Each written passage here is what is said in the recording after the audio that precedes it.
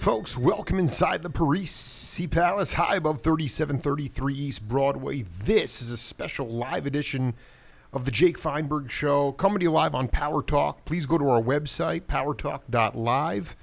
Download our free app and stream all of our live local programming, including Solomon on Blast, the Jim Parisi Show, and yours truly, the Jake Feinberg Show.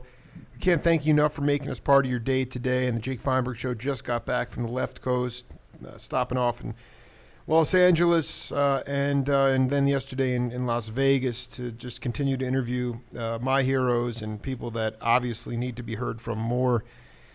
In this somewhat dystopic time, musicians oftentimes bring a lot of magic to the table, and I get an opportunity today. This was such a serendipitous situation because I went to go see my dear friends, the Cressman brothers, when I was in New York, and we went on this Rocks Off cruise to go see Wolf and Scott Metzger, and I go up and this cat is taking my ticket, and she said, yeah, I know, I've heard all about your show.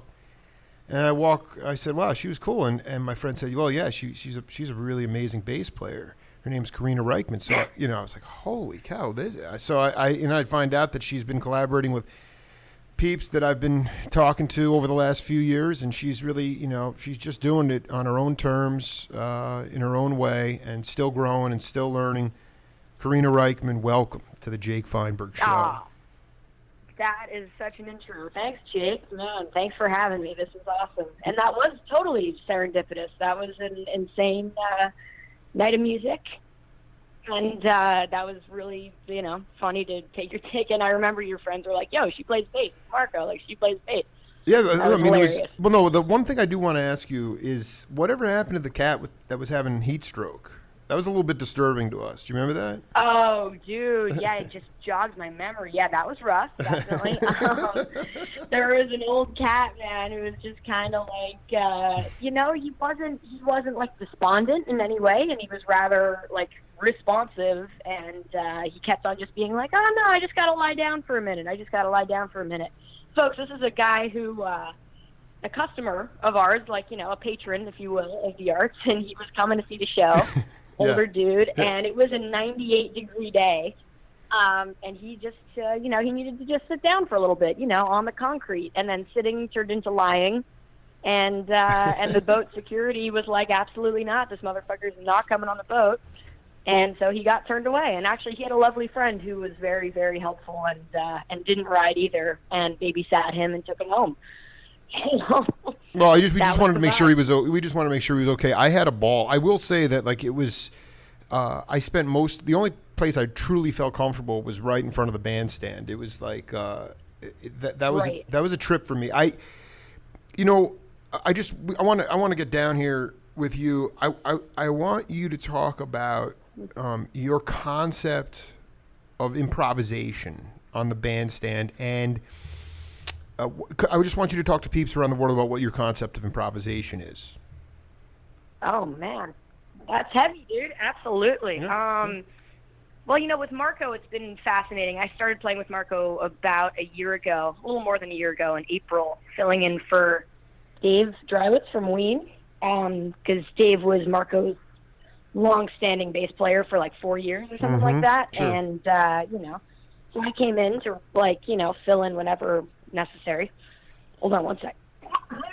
Oh, yeah. Clear my throat, baby. Clear my throat. We're cooking here, maybe. Come on. Yeah, you're good. I'm a maniac. I'm a lunatic. Anyway, so I came in and, kind of had to learn 35 or 40 of Marco's tunes, and that ranges from his old compositions, that are, long form, never have repeating sections, that are, rather jazzy, if you will. Mm-hmm. And, going into the new stuff, which is super, kind of pop-centric, if you will, pop rock dance music, basically, super sectional, verse, chorus, verse type stuff. So anyway, that just leads me to, especially in this band improvising, it's all, it's about featuring Marco, really, you know what I mean? So it's really about laying back as much as possible and letting him kind of, not show off, but, he's a cat with just ridiculous chops, and it's his band and everything. So I'm just always conscious to listen more than anything. Improvisation to me is about listening, and it's about, you know, knowing your place and knowing how to best serve whatever situation you found yourself in. And I've found myself in all kinds of bizarre, you know, situations and scenarios musically, and this one is just fantastic, and I love it. And we all vibe together real well.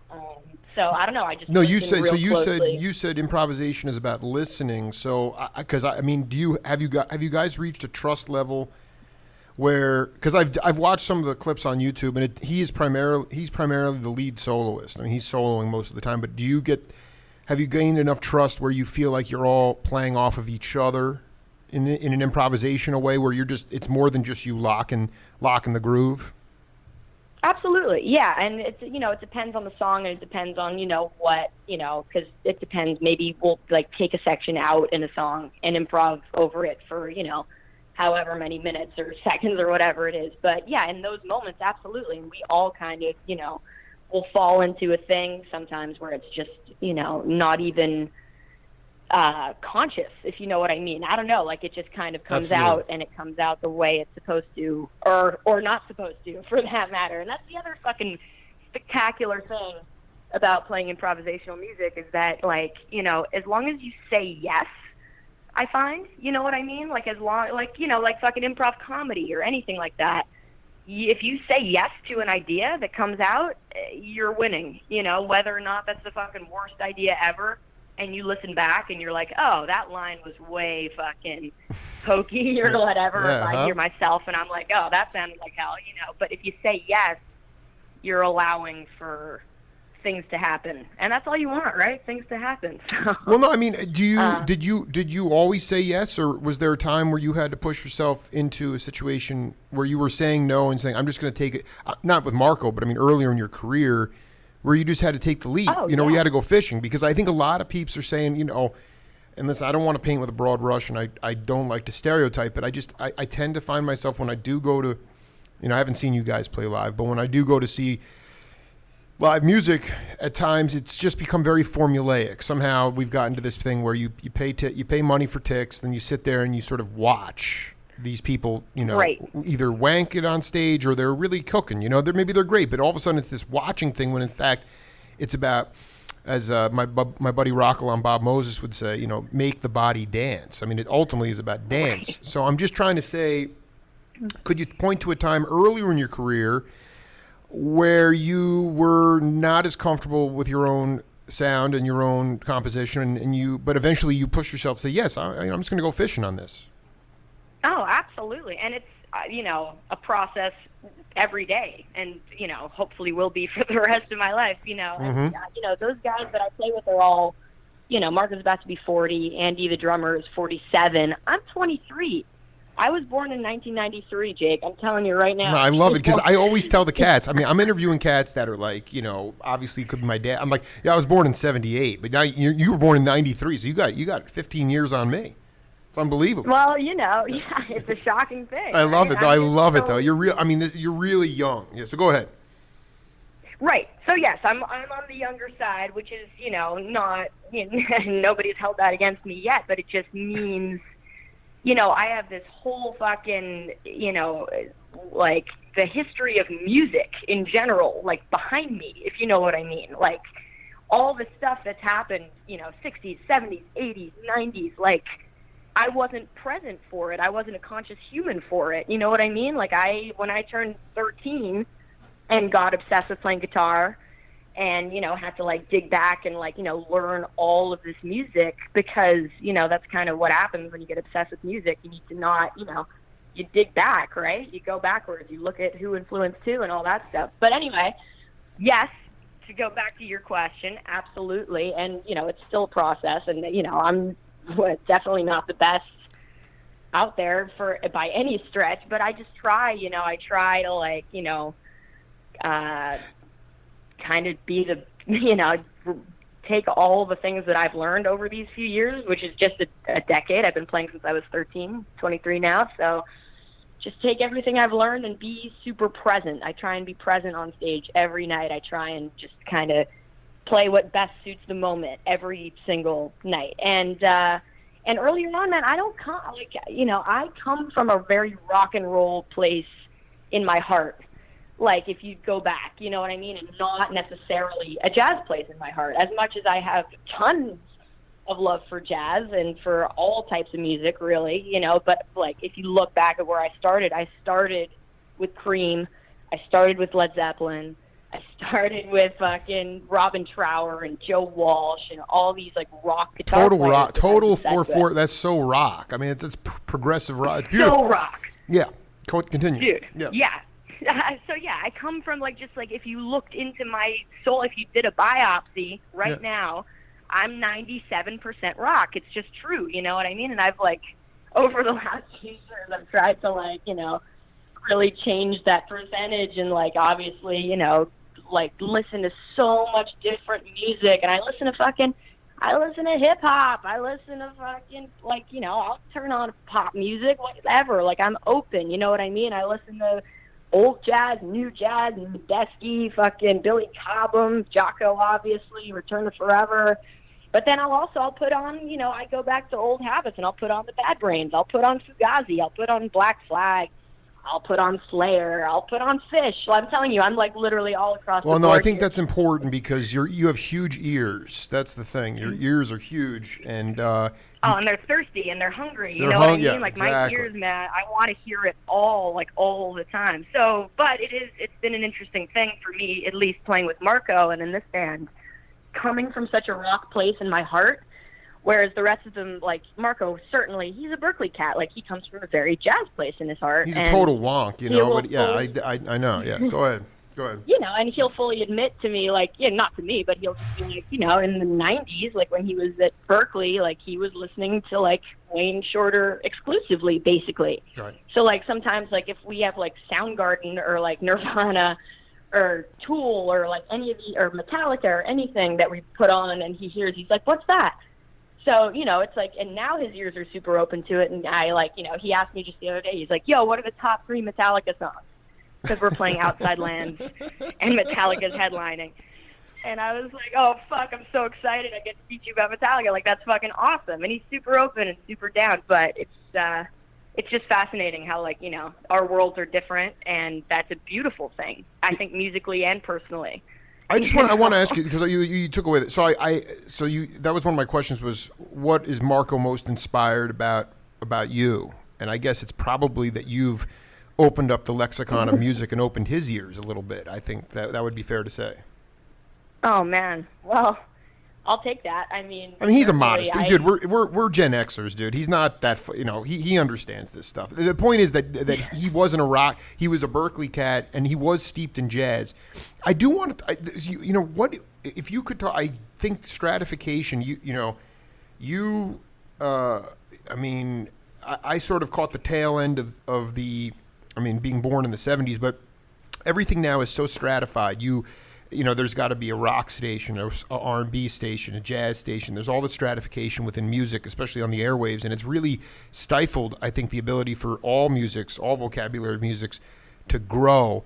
And you know, when you go back to a certain period of time where sounds like your roots started with in the late '60s, mid '60s, when rock and roll was burgeoning, and maybe the late '50s with those cats that started it. But right. You know, when you talk about if you could talk about the Marco's band, the current band you're in, what is the pop? I mean, because I haven't seen you guys live. How would you describe the pop music that you're playing? Why would you describe this? Because that's what Marco said too. He said it's been this evolution from when I started, which was all this complex melodic improvisation, and now it's trending more towards pop music. But I don't know what pop music means. So if you could talk a little bit about, do you put jazz aesthetics in there? I mean, what? Talk to the audience about what kind of pop music you guys are riffing on. Right. Good question. Fascinating. And so, yeah, it's true. And, I came in on the late side of things, obviously, but Marco's been, putting out music under his own name, Marco Benevento, like with this band since 2008, I believe. So, yeah, it's been a total evolution. And if you look back, even like just the visual aesthetic of the band is kind of like will inform a lot of what I'm about to talk about. Like Marco used to just, would show like play in the outfit that he drove to the gig in, you know what I mean? Would wear a hoodie on stage and just be like, you know, it's all like, you know, that type of vibe. But now, you know, he wears the top hat, he wears the, you know, the Wayfarer, pink Wayfarer sunglasses, he wears the striped suit, you know, it's all, and now the rest of the band, me and Andy, the drummer, are all wearing all white, you know. So, not that means that much, but it's, you know, it says something about where his head's at in terms of just the presentation of his music. And it's very musically apparent, too. I'm telling you, the last record that came out, The Story of Fred Short is what it's called. If you listen to the record, and when I say pop, like, you know, obviously that's such a stigmatized word and, you know, form. But what I mean by that is just comparatively, if you look at the new songs off The Story of Fred Short, they are simplistic. They have a verse, a chorus, you know, a bridge, maybe, you know what I mean? But it's, you know, they kind of rely real heavily on kind of the, you know, more simplistic, more poppy, I guess, you know. No, you're nailing it. Keep going. You're nailing this. Continue. Yeah, it's very. You know what I mean? You know what I mean? But at the same time, and that's what makes Marco's music interesting, and it's not, you know, it's not bubblegum pop music, don't get me wrong. No, he's using, like, you know, all these, like, crazy effects and, like, I mean, but I mean, okay, so here's where the rubber meets the road, because you guys are having a ball on stage, and obviously, you know, listen, Miles turned his back on the audience. You know, what you're talking about is a stage presence with Marco, where he brings that pinstripe suit and the wayfaring glass, you know, that kind of, there is an entertainment component to it, but does the how do you break off from the simplicities to still get off night after night? Are the songs always different? Do you change the tempos on the songs? Are they, I guess what I'm trying to say, how do you still get off on the music and not let it get so formulaic if in fact the songs are, like you said, in form relatively simplistic? Right. Well, you know, that's also an excellent question, Jake. You know, there are the ones that are, you know, the same and leave, you know, no to little room for improvisation, right, and stuff like that. But then there are the ones, even with this new format, you know, new meaning poppy, new meaning, you know, just not, you know, avant-garde jazz, that, you know, there are some sections that we just take out for a long time. Like there's, on The Story of Fred Short, the entire B-side is what Marco actually calls The Story of Fred Short Suite, and it's, I think, 7 parts. Wow. Wow. Is it a medley? In and out. Is it like okay? It's a fucking something or other. It's like yeah. It's. By the way, I just want to let you know we are full streaming worldwide. Just keep dropping the F-bombs. There's no problems with FCC. Can I say fuck? Sorry. You've already said it like 9 times, but I'm telling you, just keep it. It's fine. Go ahead. Yeah. Is it kosher? Is it kosher? No, it is kosher. No, but this medley, this is a 7-song. It just keeps swirling into each other. There's no breaks. Is that right? Yeah, exactly. It weaves in and out of itself, and you know, it goes from, you know, there are tunes where like the entire tune is played, like, you know, on my end, just complete fuzz bass, total distortion, the entire tune, to like, you know, I drop the distortion, just like drop a really hot, like, you know, funk bass line, like just all that type of stuff. And then there are the moments where, like, within the suite, every night in a few of the songs within the suite, there are these, you know, portions of it that Marco will go off on. And those are the moments when it gets totally crazy. I think in what part is it? The 3rd or 4th part? Shit, I should really know. Well, I gotta get my hands on one of these. Was this pressed on LP as well, or is it just CD? Oh, absolutely. Yeah, no, I got to get my hands on one of these LPs, man. So you guys really stretch out at maybe Suite 3 in this 3rd or 4th Yeah, segment. Suite 3 or 4, I think. I'm trying to, or, you know, maybe 5. Fuck, I got it somewhere. I got to look. Oh, right, another F-bomb. Sorry. That's all right. Family.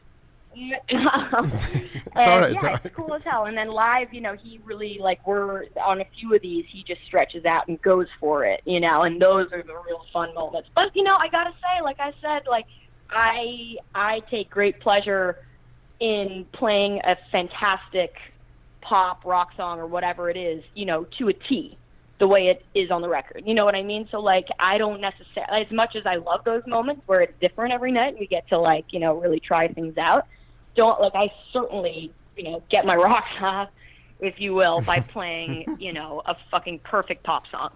I really do. You No, know what I mean? did. Like, No, I mean, this is interesting. So we're talking to Karina Rykman here, on fire here on Power Talk Live, and just having a ball. But okay, so, you know, again, you are not exactly a graybeard in the music industry, but going back to this thing where, like you said, it's about saying yes. You know, if you're going to go out there, do improv, do spontaneous. I mean, they asked Dizzy Gillespie one time, you know, they said he was in Cuba, and they said, you know, what is jazz? And he said, you know, in my mind, it is being able to be on the bandstand and be able to totally express yourself honestly in that moment. And all your compatriots around you that you're playing with are completely accepting of how you are expressing yourself in that moment. That is truth, and that is jazz. And so but going back in your career, I mean, you've been playing since you were 13.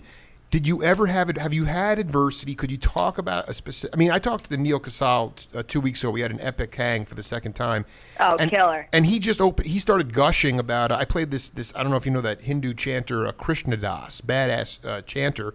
Oh, hell yeah. Okay, so I interviewed Krishna Das. We had this cosmic interview, and he's like, you know, I dropped this thing. He's like, if I didn't chant, you know, I oftentimes think it's about bliss. He's saying to me, if I don't chant, I fucking die.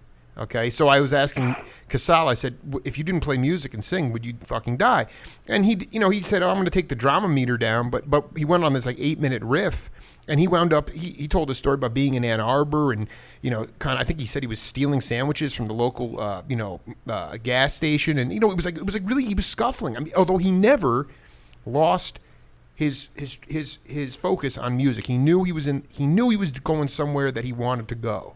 And I'm just wondering from you, on the bandstand, what was the most humbling experience for Karina Rykman on the bandstand earlier in your career, and how did it make you stronger? Oh, man. I mean, there's so many, man.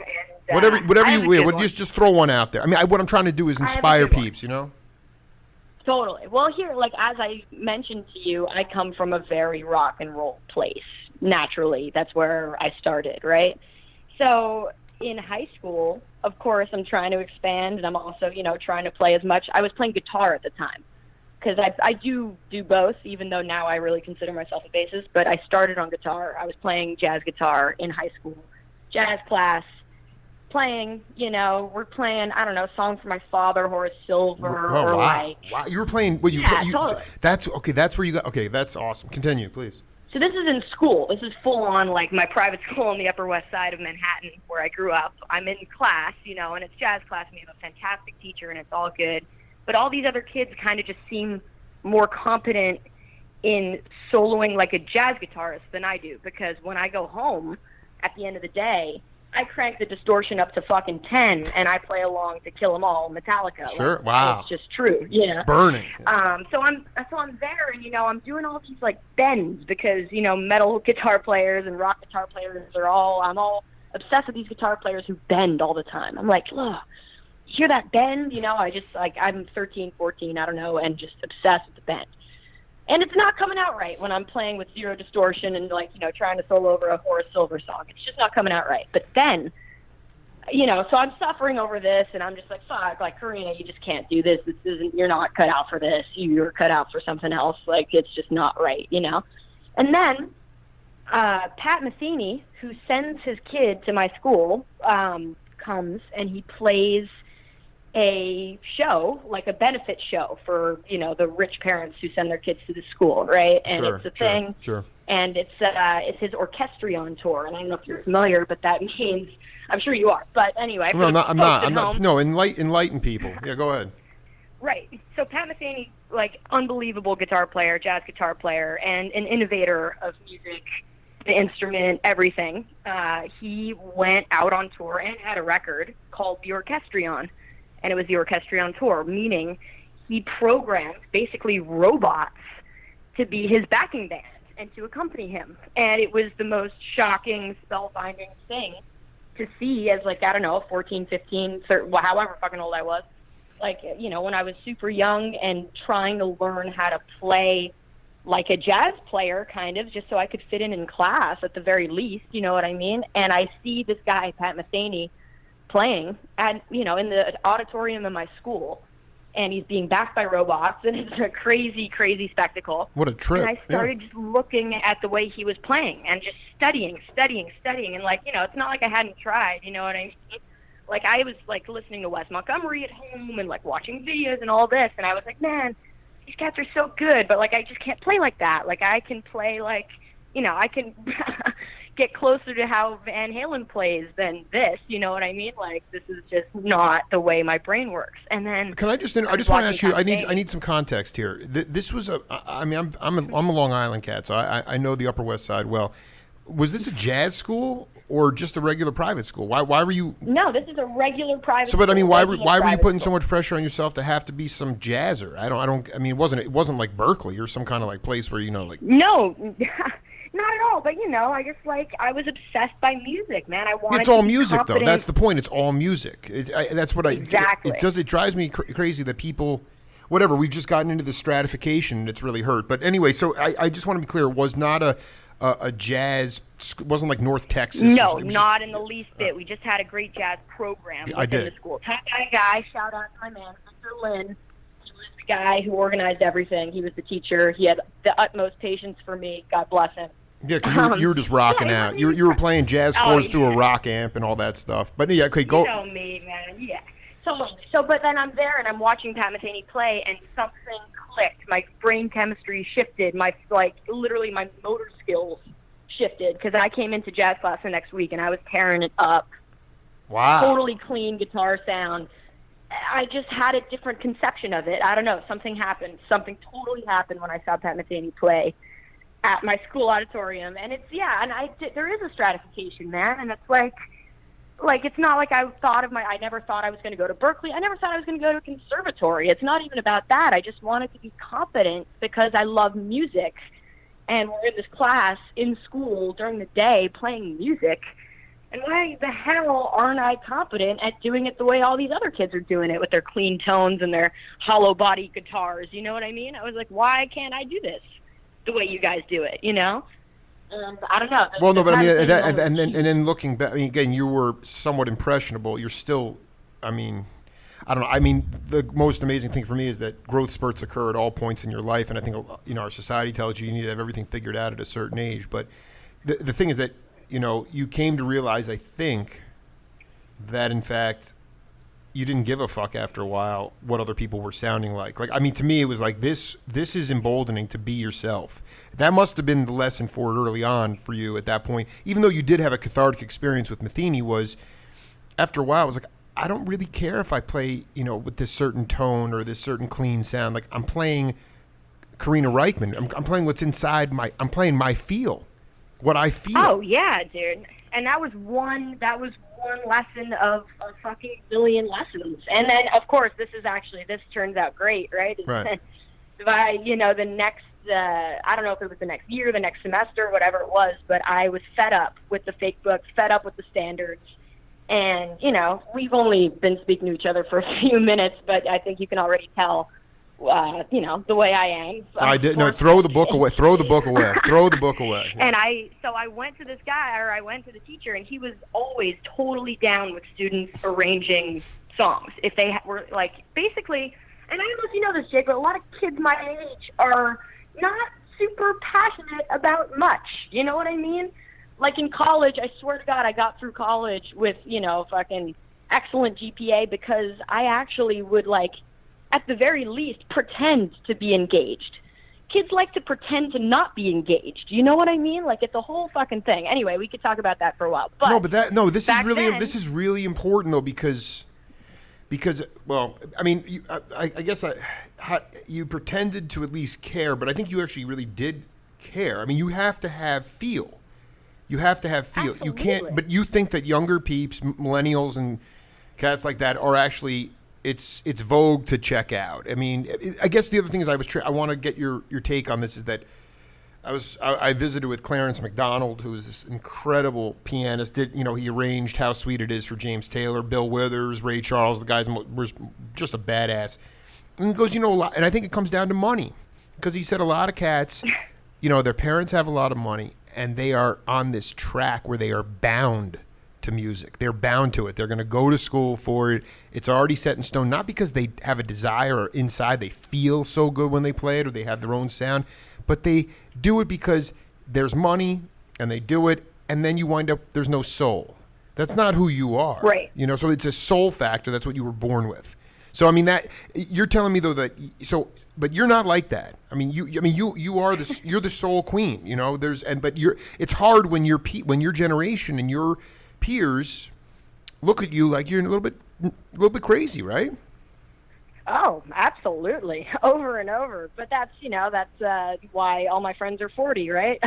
But I kid, but like I kind of don't. No, kid. I know. I got friends my age, but like it's been it's a thing throughout my life because I like if you take it back to those jazz classes. So like just to wrap up that last thought because it does lead into this like whole thing. Yeah. I went to my jazz teacher and I was like, yo, let's not play Autumn Leaves again. Let's just not do it. I will like teach everyone how to play Peaches and Regalia by Frank Zappa. Big. And I will teach everybody how to play Hip Pockets by the George Duke Billy Cobham Band version from Live Over Europe. Like I had a few tunes in mind.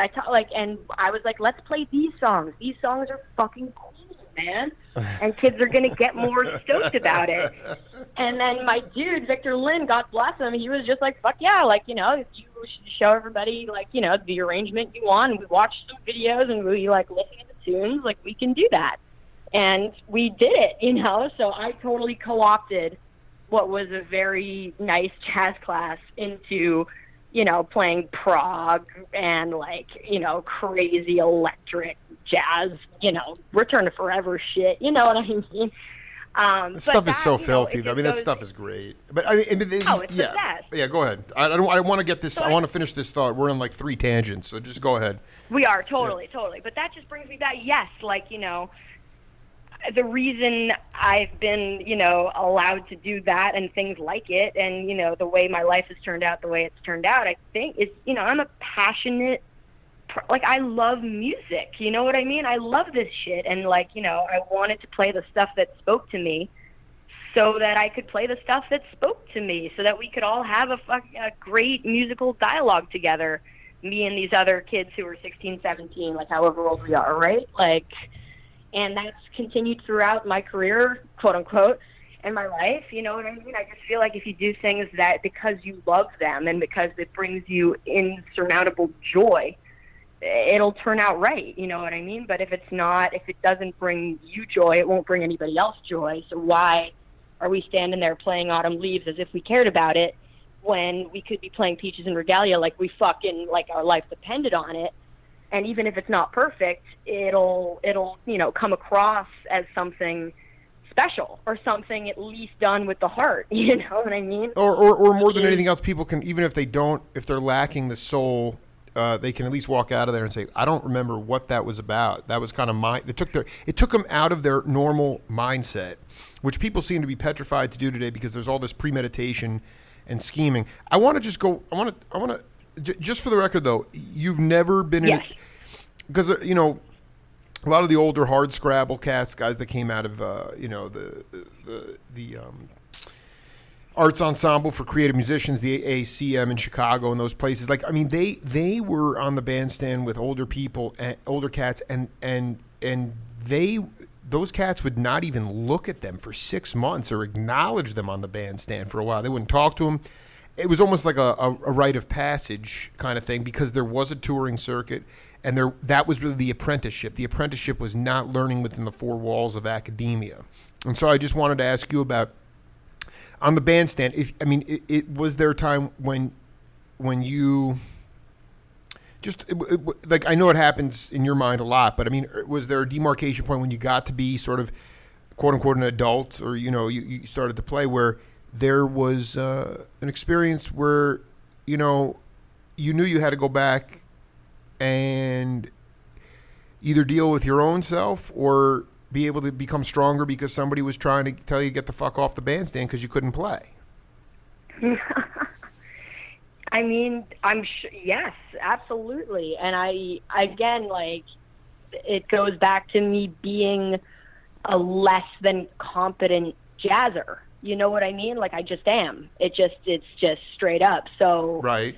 you know, when I play from this punk rock place in my heart, or this, like, you know, I want to play like Bootsy or something, you know what I mean? Or you know, That's so something great. more No, it's so great that you than- just said that, because on Sunday I reached out to Patricia, his wife. She's coming on my show next week, and that will lead to No shit. No, it's gonna. But I mean, like, she's a divine woman. But I just love that you dropped Bootsy's name, because I'm on him real hard. I got to get to that cat. But no, so what I'm dude. gleaning from you is that there was kind of this jazz gig, and these elitist cats weren't into it. Is that am I reading that correctly? Well, you know, in theory, yes. Even though, like, I can't necessarily point. You know, I've theory, been very lucky. theory. But in theory. But, you know, I guess it's more of a self-imposed thing for me more than anything. You know, because you know, when I play, even if I don't know what I'm doing necessarily, you know what I mean, and I don't know the changes and I don't know what the fuck's going on, I can at this point, like, find a place. I have enough confidence, kind of, where I just am like, oh, like, if I do this, it'll work. And if I do this with a smile, it'll really work. You know what I mean? Or if I do this, like believing that I know what the fuck is up, then God willing, it'll fall into place. That type of vibe, you know what I mean? But, you know, that took a long time to get there, because, you know, I've been lucky, like, you know, before Marco, there was Dave Drywitz, is like a guy I played with, you know, all the time, who had crazy confidence in me. You know, and before that, there was Alex Skolnick from Testament, the metal band, but who had a rebirth as a jazz guitar player with his trio, the Alex Skolnick Trio, and he was a good friend of mine. And, you know, we would play together, and I don't know, I feel like everybody has been kind to me, even though, you know, they've studied the shit, they've fucking, like, you know, totally slaved over, you know, theory, modality, like all of this stuff, where I have just been playing along to records and surrounding myself with people who are better than me, but who also are down with me for whatever reason. You know what I mean? Like, I don't know. I've gotten No, this is in my great. own way, So, I mean, certainly. so yeah, and this is fantastic. I mean, we're just having a ball here. You really, I mean, so you knew you didn't fit. It was a round peg in a square hole to a degree, because you are this heavy. You know, you were steep. Did you go back to Little Richard and Elvis and those cats, or is it more the progressive? Sure, man. Bill Haley in the Comets. Right. Like, So I mean, that's it, really man. the birth of rock. You know, but I mean, you weren't exactly. I guess you also have the adaptability and the time feel to play all types of music. I was hoping you could talk a little bit about how you develop time feel. I remember I had an interview with John Abercrombie, great hang, about 5 years ago, and he was like, you know, his first gig was in this organ trio with Johnny Hammond Smith, and he was like, you know, he's like, dude, if you don't have rhythm, you know, and obviously as a guitar, you know, I know you play guitar too, and he said, you know, as a guitar player, if you don't have rhythm, you're not going to get a gig. And then Di Meola told me, you know, he's like, a lot of guitar players think they have good rhythm, but they don't. And so I just kind of wanted you to talk a little bit about your time feel and how the intrinsic stuff inside, trusting your intuition in order to gain that time feel, if that's how you do it, how you really got your time feel down.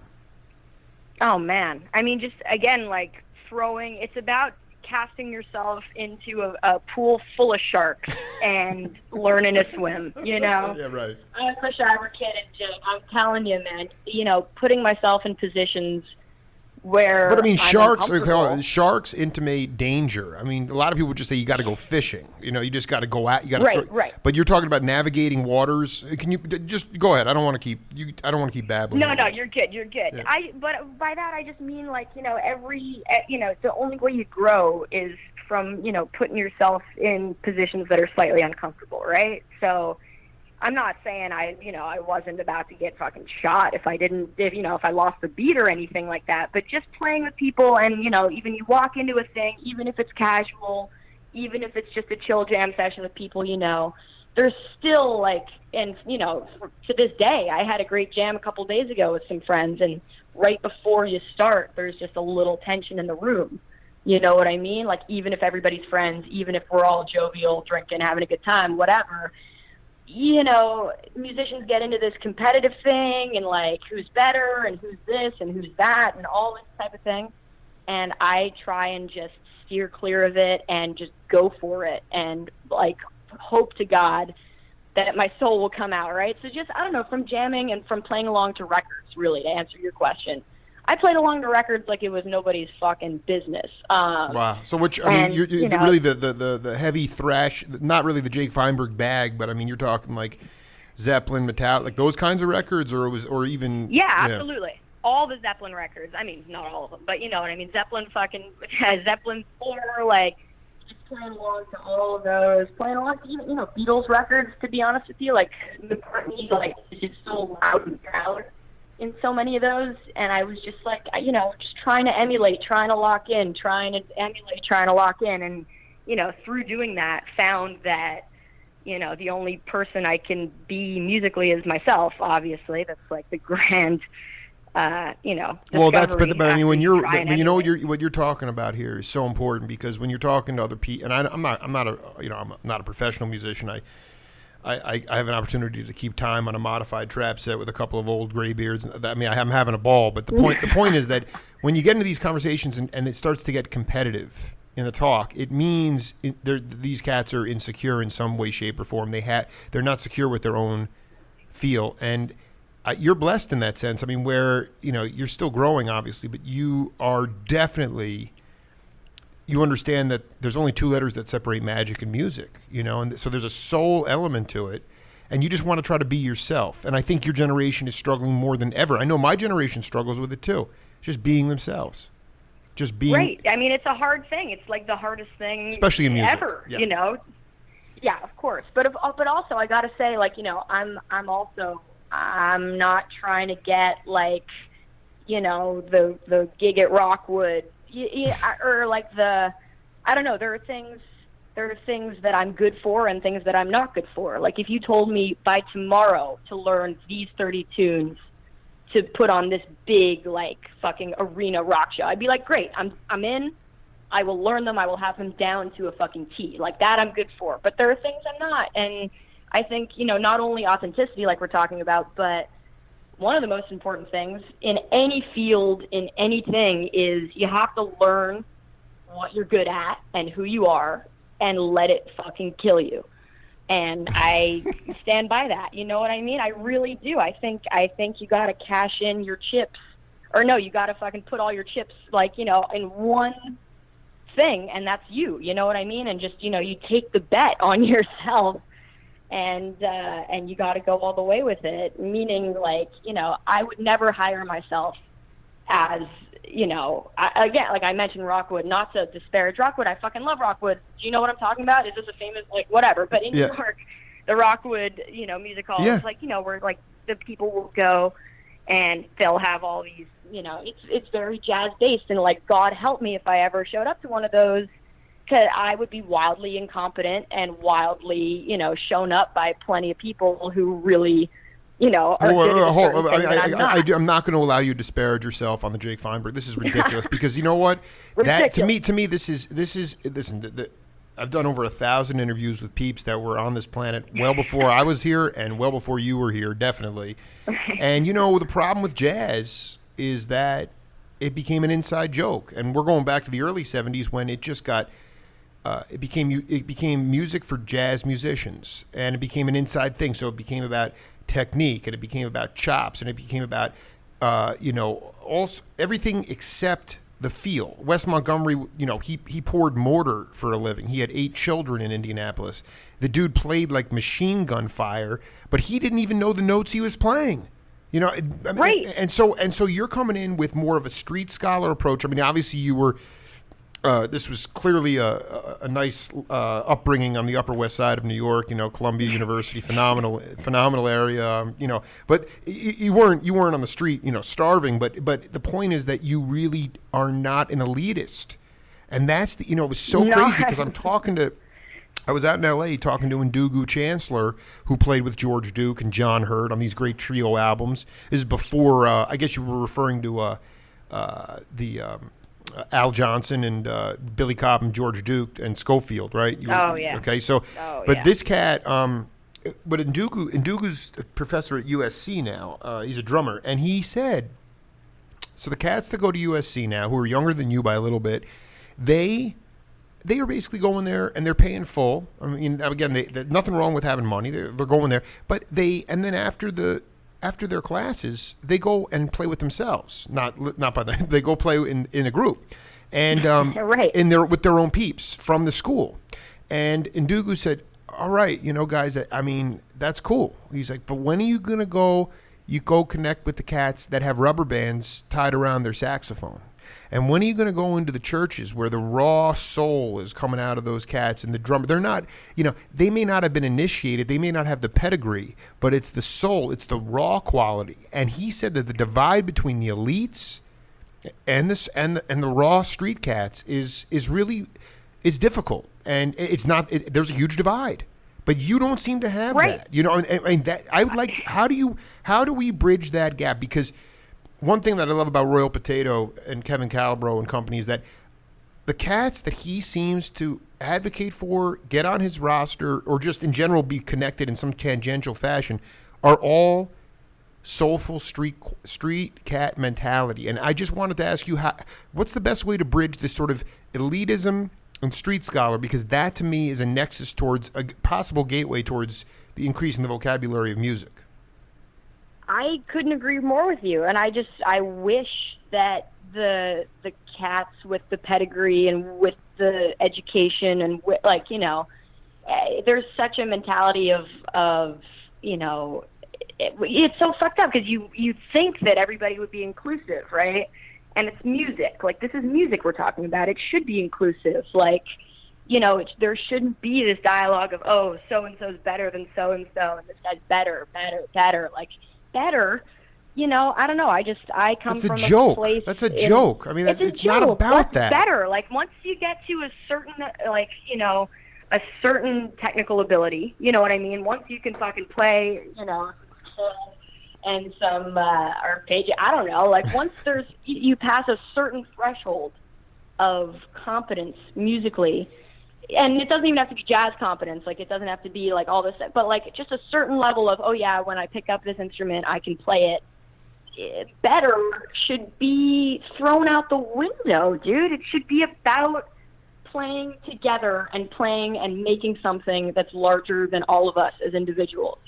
You know what I mean? Like, so when people come and have this attitude of, I'm so superior, I've been doing this forever, I'm so superior, that makes me want to run in the opposite direction, dude. So I don't know. I say burn the books, throw out everything you think you know, and when it comes down to it, like, who are you? Like, when you pick up your instrument and when you're playing with other people, when it comes down to it, what comes out? And it's all about, never forget, like, it's about sound. It's about, like, pure, like, sonics, you know what I mean? It's literally like, I don't care if you know how to play the fucking, all this modality and Phrygian and like whatever fucking shit, and you talk like serious game about your crazy inverted chords that you're playing. Like, that means literally nothing to me. Let's see you play 3 chords in the truth.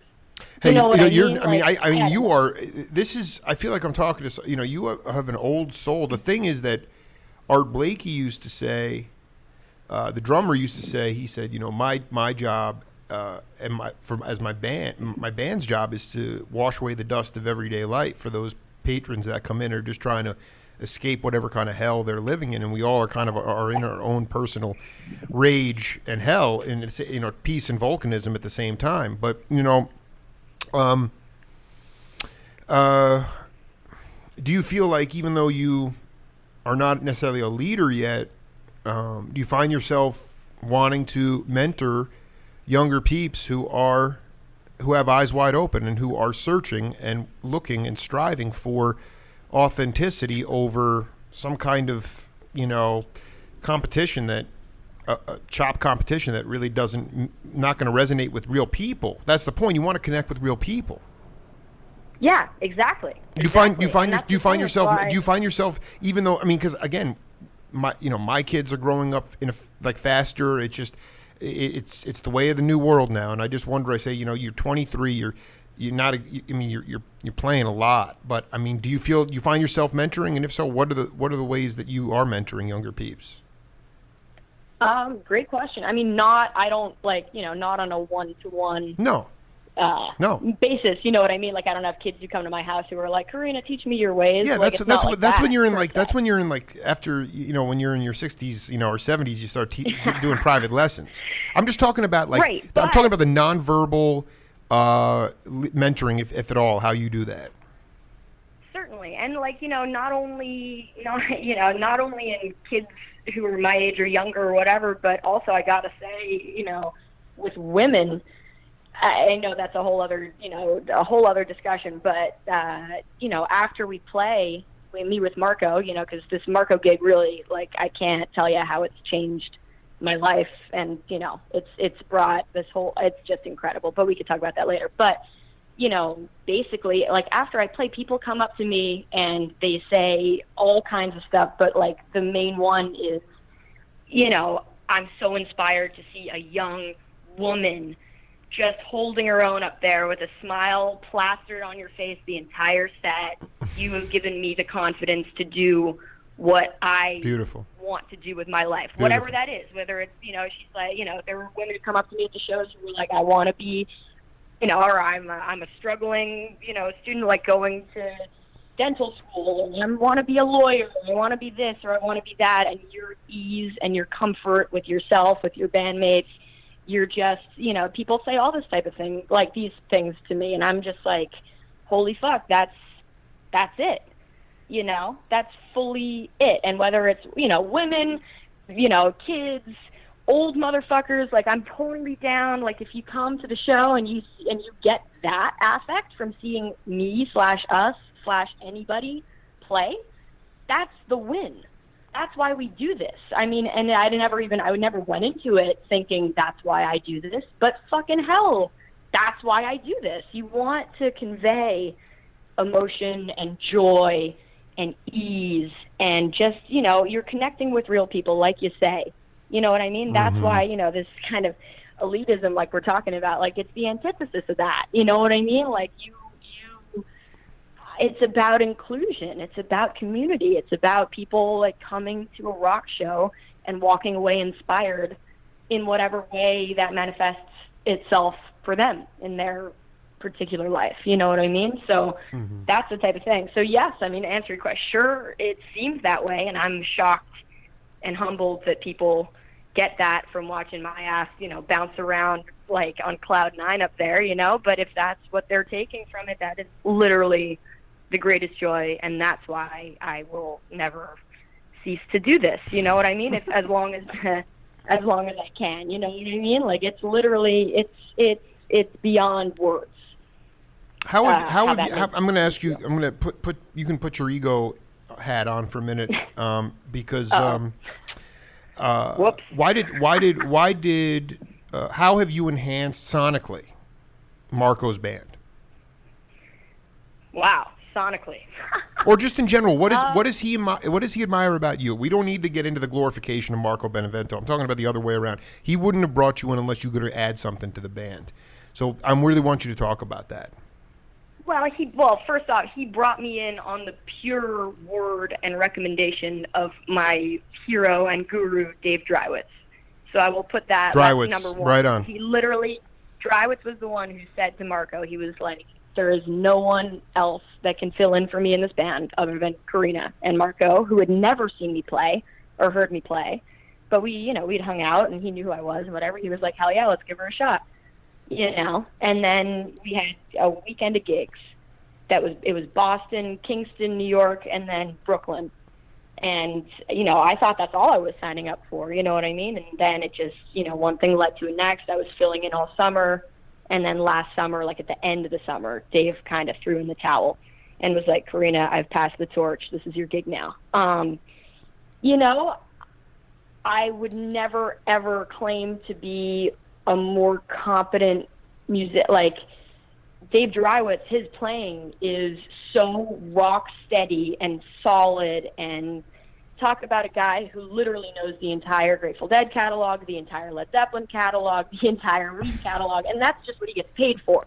Like, and then of course, if you sit down with him, which I do, I'm blessed to do often, he knows everything. This is a guy who he talk about being hungry for music, man, but he's 51 or what, he's been around for like twice as long as I have, and he's had the time to soak it all in and just study.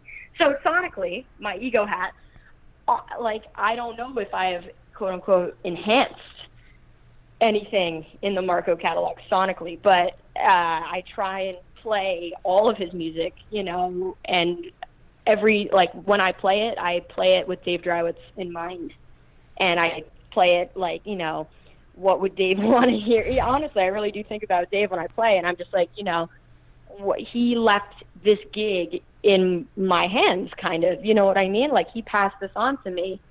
What would he do? But then, of course, that meshes with what would I do, and it comes into this whole other entity that doesn't, you can't even put your finger on it. But I think, Marco loves having me around, thank God he does, and I love being around him.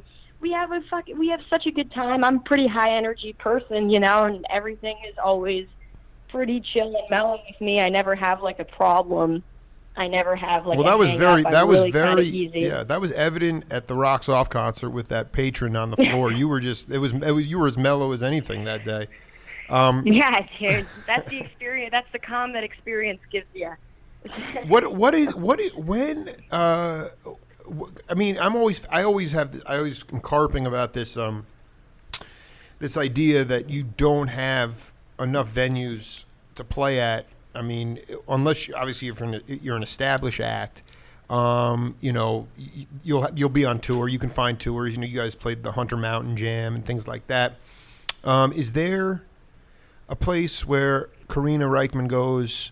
It's a cutting floor, maybe not affiliated with Marco at all, where there's just a lot of experimenting going on. Back in the mid '60s, you had all these jazz cats: Dave Holland, Liebman, Correa, Grossman. I mean, they were tripping out. They were eating mushies, ecstasy, but they were also they were playing.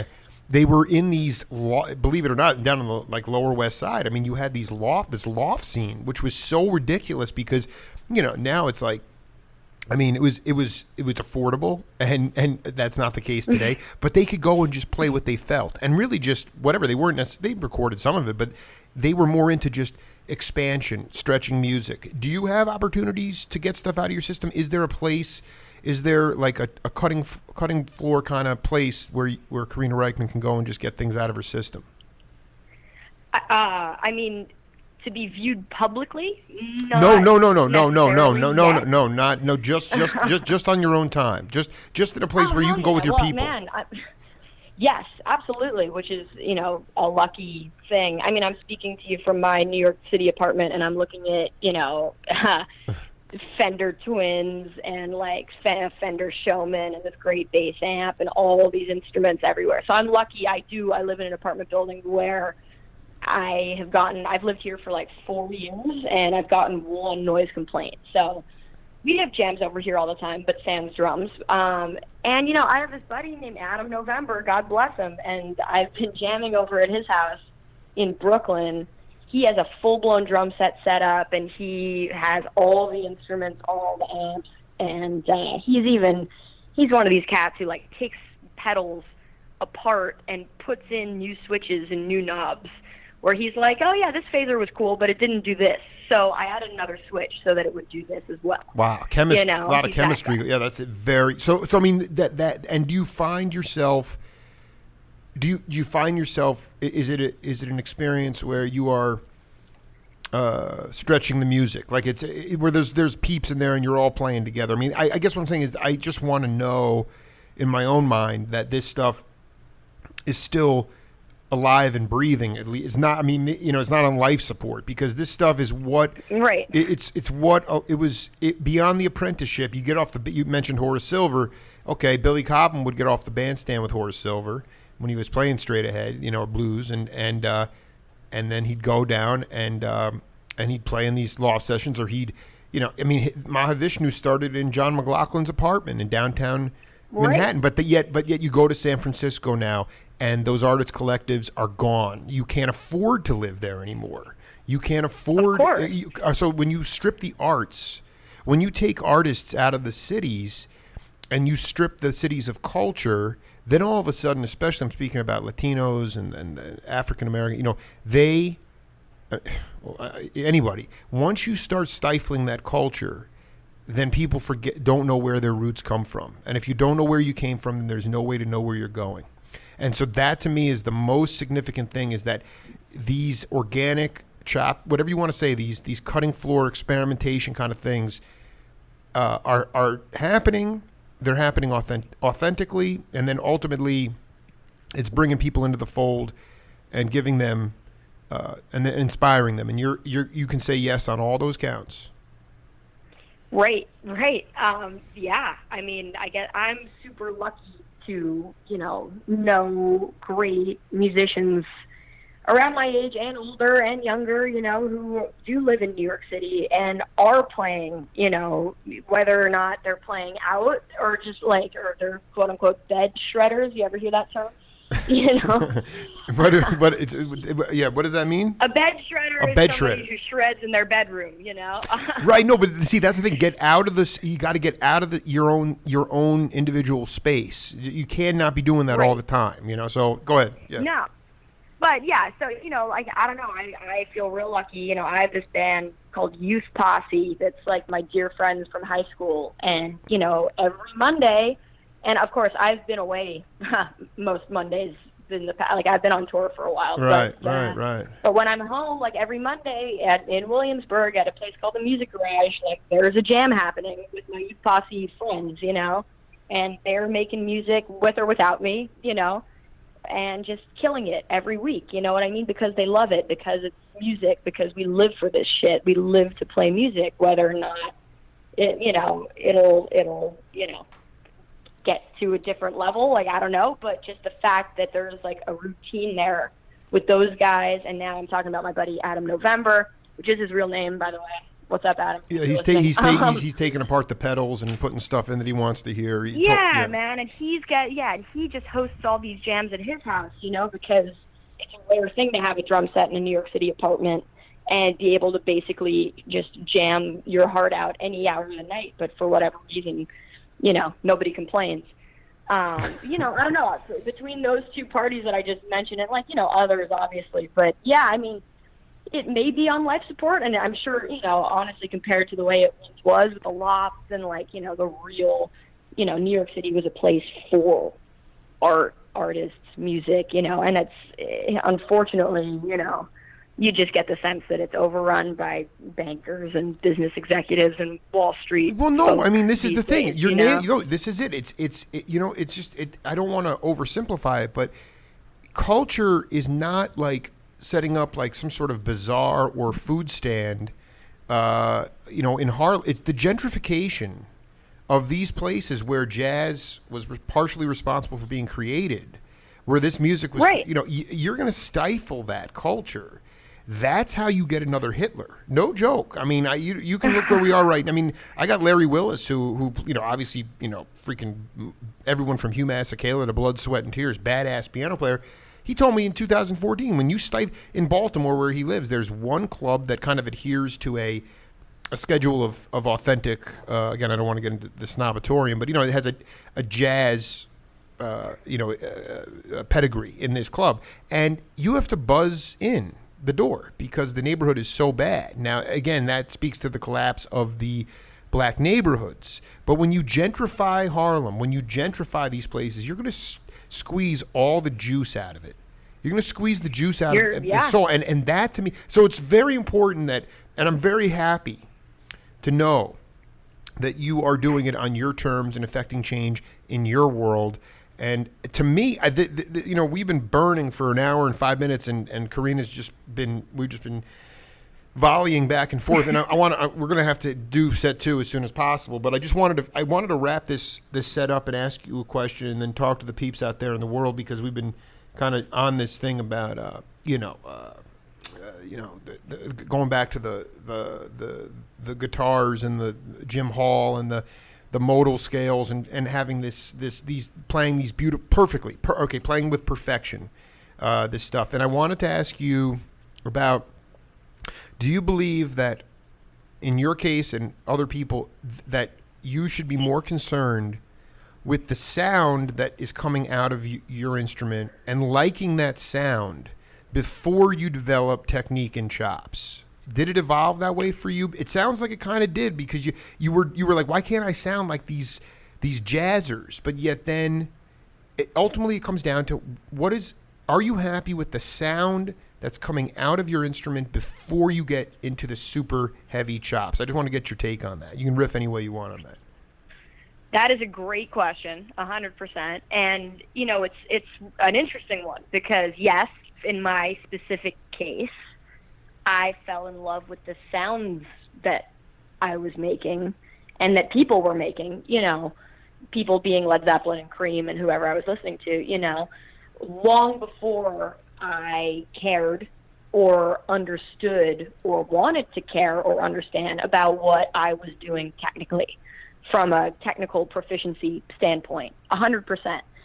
But of course, we've been talking about all this and, throwing the books out the window and just, making sound that you want to hear and all this stuff. But of course, as a musician, am I concerned with learning all of these, fundamentals, and then a little concerned with knowing, just technically what I'm now doing and why the sounds I make sound good and why, just concepts of harmony and all this,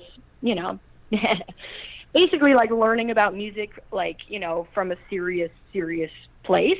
Yeah, I'm hella concerned with all that. Absolutely. And I think there's a happy medium, and there's, this is a great kind of ending question because, it ties into what we're talking about because on the one end, I think people need to fucking chill about, this guy's better, I'm better, he's better, she's better. Better should be thrown out the window for the most part, basically. I think better needs to stop, and people just need to listen, and people need to, kind of really, make something together, not be focused on, their individual chops.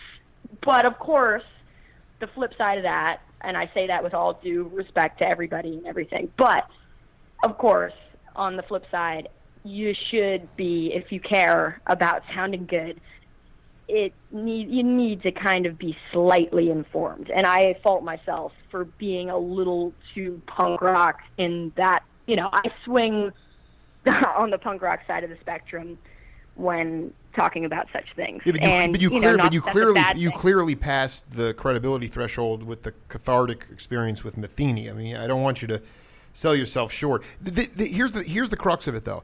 When the cats are talking about this guy's better, to me, you tell me if I'm wrong, but to me, that speaks to the fact that these people are so hung up with their facility and their chops that they really never got to the point where they said, I like what the sound that I'm making. They never got to that point. Therefore, they're talking about some kind of thing that's quantitative. This person can play faster. They could play this like this, where it's like, man, everyone plays with the same chords. It's what you feel, and that's how the music is made. That to me is amen. There are 12 notes, right? There are 12 exactly. fucking notes. You know what I'm saying? So it's what you do with the 12 notes and why and how that'll, I don't know. To me, yes, exactly. Everything you're saying, I'm so on board with. And I think it just comes down to who are you? Why are you doing this? Why should people listen? Why are they listening? And just what do you bring to the table, not as a chopsy, I know every mode and I know the fucking this fundamental idea of this or whatever.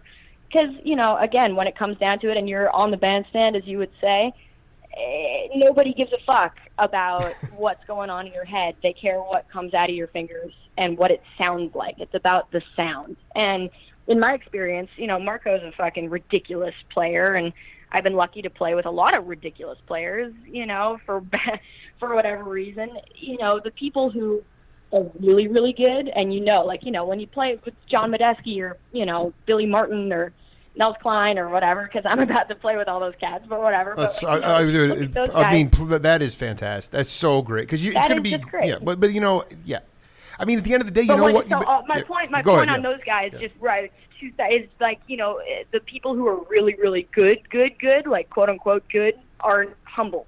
The people who are those guys, or, you know, I don't know, in my experience, the ones who are good as fuck, like, are really talented cats, are not the ones that are going, man, you know, you really should brush up on your fucking this mode, you know what I mean? Or like that type of shit, even though, of course, everything's a tool. You want to have, you know, a wealth of knowledge to better inform your playing, obviously. But, you know, I feel like the chatter among who's better and why they're better, you know, once you get to a certain level, it's about making music together, and it's about that experience. And that's just in my experience of the people that I've been lucky to be surrounded by. And I'm sure a lot of people have different experiences of people who were spectacular musicians and they're total dicks, and they, like, you know, think it's about earning your stripes and you should be hazed, and, like, you know, who do you think you are to do this and that, you know, if you don't know this or that, you know what I mean, like that type of vibe. Yeah, you know what, you just trust your instincts and move forward, because, you know, to me, this is like those cats that are up there, look at me. What winds up happening is when they look out in the crowd, most people are staring at the wall because there's no soul. Right. There's no soul. And so that in turn, and that's not the kind of music I'm interested in. And you know, but I mean, what I'm saying, listening to. But you know, but I mean, what you got to realize is that when those people get into these, you know, hyper competitive competitions about who's better, it's because they walk away feeling completely soulless from their gigs, because, I mean, I mean, yeah, they play great, but no, you know, I mean, it's kind of like, I don't know, I you know, Karina, it's serendipity reigns supreme quite often here on the Jake Feinberg Show, and I've, you know, like I said, I've been going across. I realized after a couple of years, I said, you know, I can do all these black jazzers, and I can really go after these cats, people's history of jazz, but it's really important to stretch out to all music, and that ultimately is why my show continues to grow and continues to inspire and enlighten. And obviously, because of Royal Potato, I've really been able to tap into my generation and even younger, like yourself. It's been invigorating to know that the wheel continues to move forward, and people like you who are going to be, you know, just absolutely mind-blowing leaders in their own right down the road. Just such an honor to connect with you, and thanks for going there with me. And I'll be blasting these transcripts all over Facebook, so let's just blow it out, you know? Dude, you're the best. Thank you so much for having me. It's a pleasure, a joy. This was really, really fun and enlightening, interesting. It was everything, Jake. Yeah, man. We'll do it again soon. You let Marco know I'm coming for him again real soon. You got it. I'll tell him. Later on, Karina. Great to hear you. Later. Peace. Thanks so much, Jake. Bye. Just another talented cat, Karina Rykman, bass player from Marco Benevento, but her career is really just beginning, believe it or not. That's it for the Jake Feinberg Show today. We'll be back with the legendary Paul Boudreau from the Bayou tomorrow, and back on Saturday at the regular time, noon to 2. Until then, peace.